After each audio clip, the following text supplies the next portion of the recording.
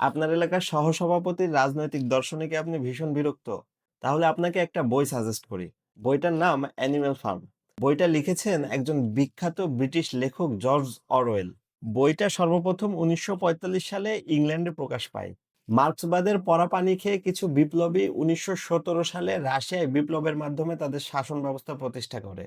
আর বিপ্লবী থেকে শাসক হয়ে ওঠা ওই সমস্ত বাঘা বাঘা রাজনীতিবিদদের রাজনৈতিক দর্শনকে রোস্ট করেই লেখক মূলত এই বইটা লিখেছেন। তবে বিচলিত হওয়ার কোনো কারণ নেই। এই বইটা পড়ার জন্য যে আপনাকে তৎকালীন রাশিয়ান বিপ্লব সম্পর্কে জানতে হবে, বিষয়টা আসলে মোটেই এরকম না। আকার আকৃতিতে ছোটখাটো হলেও বইটা সারা পৃথিবীতে এখনো অনেক জনপ্রিয়। ৮০ বছর আগে লেখা এই বইটা যদি আপনি এখনো পড়েন, এই বইতে দেখানো রাজনৈতিক প্রভাবটা এখনো আপনি আপনার আশেপাশে খুব ভালোভাবেই অনুভব করতে পারবেন।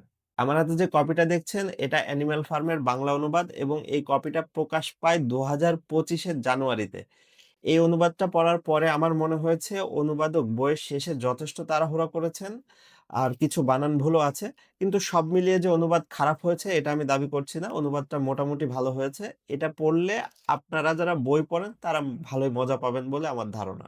বর্তমান পৃথিবীতে ইতিহাস এবং রাজনীতি সম্পর্কে যদি আপনার ন্যূনতম জ্ঞান না থাকে তাহলে খুব সহজে আপনি বোকা বনে যাবেন অথবা আপনাকে শোষিত হতে হবে। এই বইটা যারা পড়বেন তাদের জন্য একটা বিশেষ সতর্কতা, বইটা পড়ে অতি আবেগে আপ্লুত হয়ে আপনার সহসভাপতিকে যেন এই বইটা আবার উপহার দিয়েন না। কারণ সহসভাপতি যদি এই বইটা পড়ে তাহলে এই বইয়ের কোনো একটা ক্যারেক্টারের মাঝে সে নিজেকে খুঁজে পাবে যেটা তার জন্য খুবই অপমানজনক হবে। আর আমার এই ভিডিওটা বানানোর উদ্দেশ্য কাউকে অপমান করা না, আমার উদ্দেশ্য মূলত আপনাদেরকে একটা ভালো বইয়ের সাথে পরিচয় করিয়ে দেওয়া। আজকের ভিডিওটা এখানে শেষ করছি। বইটা পড়ে ভালো অথবা মন্দ কোনো মতামত জানানোর থাকলে অবশ্যই কমেন্টে জানাতে পারেন।